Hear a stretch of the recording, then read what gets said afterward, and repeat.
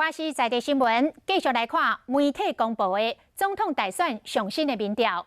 讲若是甲手机的民调加入来，赖清德的支持度是25.5%，蔡英文是25%。赖清德赢蔡英文0.5%，无到一个百分点。这个竞争是真激烈的。赖清德是安怎看这款的结果呢？来看记者黄仲莹的报道。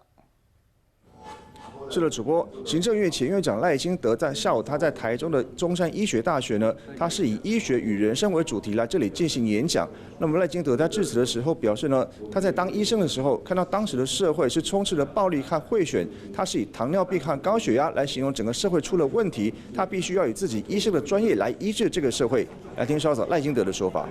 我用高血压来批判当时国民党执政的选举文化是非常暴力的。 那后来呢，我也用糖尿病去批判当时的选举文化是很严重的贿选，贿选一级嘛那我说我还讲到糖尿病严重的话会怎么样？这个人如果糖尿病严重的话，你看嘛一开始是这个周围神经会麻痹他会感到冷这个交感神经会受影响，然后再来呢就是眼睛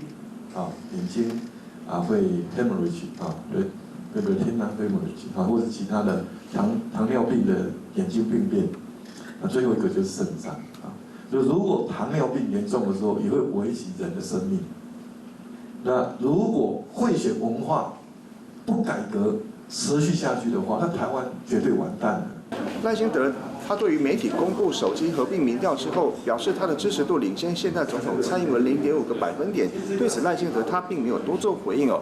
而下午4点钟的时候呢，民进党中央也要进行一个总统大选初选人的一个协调会，而赖清德表示呢，他是已经委托代理人要把他的意见带到台北党中央为他来表达。至于是什么意见呢？赖清德到目前为止并没有再多透露。以下是台中现场的最新情形，将镜头交给台北。